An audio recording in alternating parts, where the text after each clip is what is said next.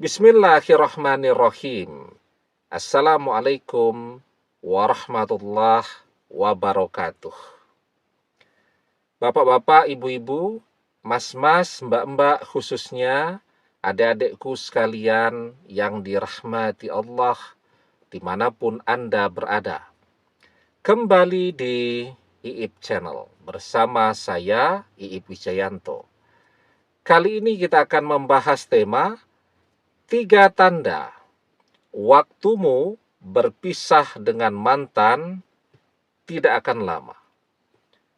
Hari dia akan datang untuk minta balik duluan kepadamu sudah dekat. Jadi sebenarnya kita tuh bisa lihat ya, kalau kita mau melihat dengan cermat, dengan teliti, dengan jeli, mantan ini sesungguhnya akan lama dengan orang ketiga atau selingkuhannya itu, ataukah pengkhianatan ini cuman sesaat. Tentu kita tidak cuman melihat pada diri mantan ya, karena mantan ini apapun yang terjadi dalam kehidupannya kan sangat tergantung dengan profil seperti apa orang ketiga yang bersama dia. Orang ketiga itu kan diantaranya kadang-kadang seseorang yang sudah kita kenal baik. Teman makan teman, kan ada ya. Sehingga kita sudah tidak perlu belajar banyak tuh, karena kita juga sudah paham betul dengan karakter dia seperti apa. Atau mungkin orang ketiga ini memang seseorang yang baru, tapi di zaman secanggih ini kan tidak ada kesulitan sama sekali bagi kita untuk mengetahui siapa sih sebenarnya orang ketiga ini. Kalau orang ketiga ini seseorang yang sama sekali baru, biasanya dia menggunakan media sosial. Kenapa? Ya, melalui media sosial inilah dia bisa menemukan seseorang yang baru untuk dia prospek, untuk dia rebut, dan setelah dia puas, dia campakkan dan dia akan pergi. Nah, maka kita bisa melihat 3 tanda itu pada orang ketiga. Yang pertama, mantan berpikir bahwa orang ketiga itu betul-betul mencintai dia. Itu kenapa mantan sanggup mengkhianati kita. Tetapi kalau kita lihat dengan seksama, profil orang ketiga ini tidak akan mencintai mantan dengan sungguh-sungguh. Kenapa? Karena sudah terlihat dari cara dia menampilkan citranya di media sosial. Matre.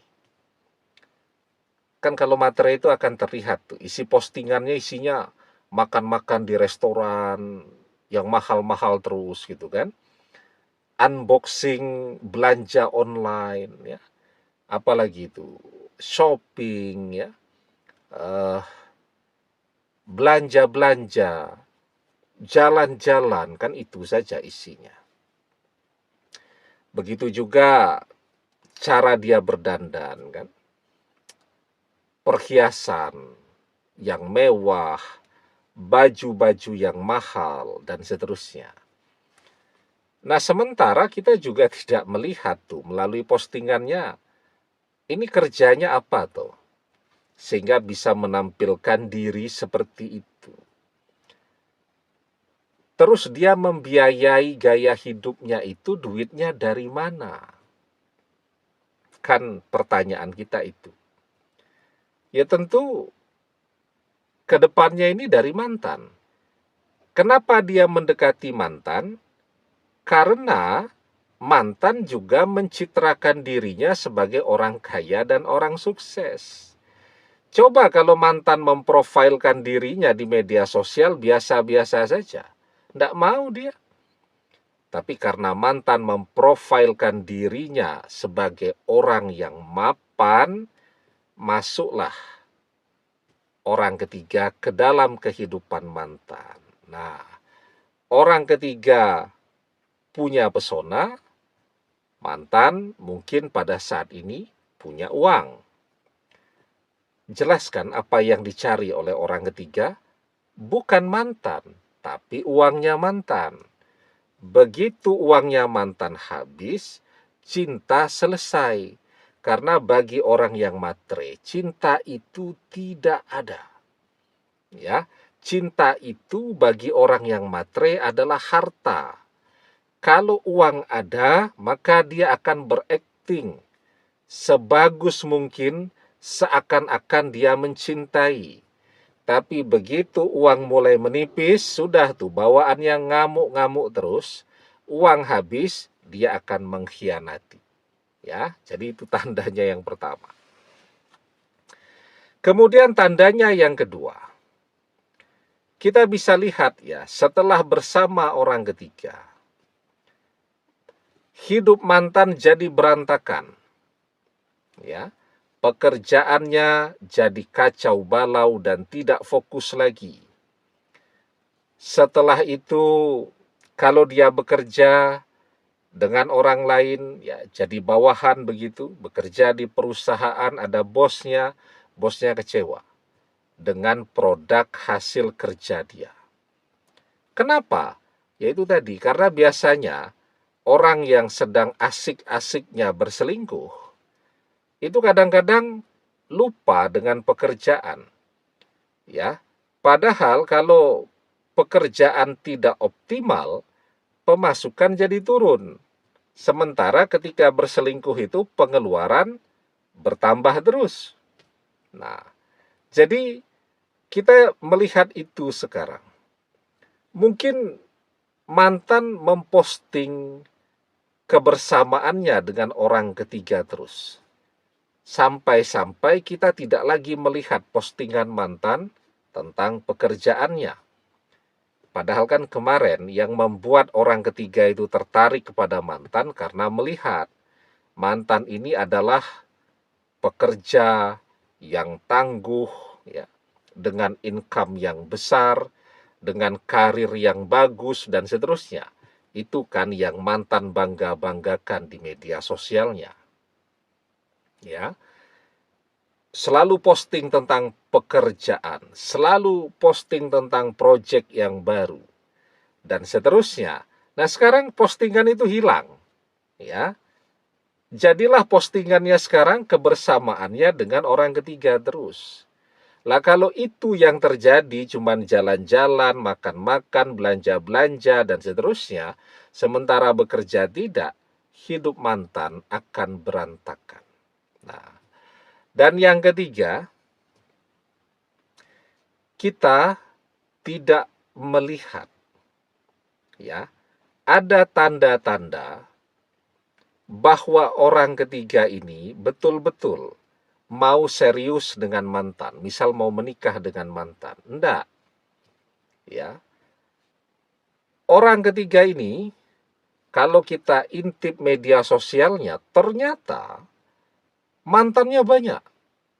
Sebelum mantan itu mantannya banyak. Artinya, dia sudah pro banget lah. Bagi dia, berpisah itu adalah makanannya sehari-hari. Mengganti pasangan itu adalah makanannya sehari-hari. Ya, mudah bagi dia untuk mencampakkan mantan kapan saja, dan itu tidak akan membuat dia stres, ya, malah membuat dia lega, bebannya menjadi hilang. Yang stres kan mantan tuh. Sudahlah duit habis, ya, pekerjaan berantakan, dicampakkan pula oleh orang ketiga. Nah, dalam keadaan demikian, kemana mantan akan pergi? Tidak punya apa-apa kok. Bahkan teman-teman dekatnya pun akan menjauh semua, karena takut mantan akan menjadi beban bagi mereka. Ya, satu-satunya yang ada di dalam benak mantan adalah balik kepada kita. Itu kenapa banyak sekali suami-suami yang berselingkuh. Begitu bangkrut, tidak punya apa-apa, orang ketiga tidak mau lagi dengan dia, balik ke rumah istrinya. Kenapa? Ya karena sudah tidak punya apa-apa. Ya, paling tidak kalau balik ke rumah istri masih ada tempat tinggal, masih bisa numpang makan dan seterusnya. Ya, nah, dan dia tahu persis yang mau menerima dia dalam keadaan seperti itu, yaitu tadi, cuman istrinya misal, yang memang sudah teruji pernah mendampingi dia dalam masa-masa sulit. Meskipun ada juga istri yang terlanjur sakit hati, begitu suaminya mau balik, dia tolak. Ya, tetapi paling tidak itu, dia akan balik dulu, terlepas dari istrinya akan menerima atau tidak, karena dia tidak punya pilihan lain. Ya, nah, orang yang seperti mantan ini, yang mengkhianati, ya, kenapa dia mengkhianati? Karena terlalu overconfidence, ya, sangat percaya diri karena merasa uangnya banyak nih sekarang. Dia tidak sadar bahwa karena perselingkuhan yang dia lakukan, kan kalau orang berselingkuh juga akan berzinah dan seterusnya, itulah yang kemudian akan membuat rezekinya yang selama ini begitu banyak, begitu mudah, akan menjadi terhalang. Ya, maka perselingkuhan itu adalah awal dari kebangkrutan. Karena apa? Karena dosa selingkuh itu akan membuat rezeki seseorang menjadi terhalang. Maka di dalam sebuah hadis kita diajarkan, innal abda la yukhramu rizqa bizambi yusibuhu.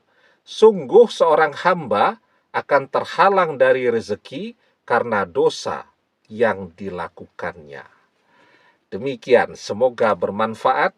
Wallahu a'lam bissawab, billahi taufik wal hidayah. Assalamualaikum warahmatullahi wabarakatuh.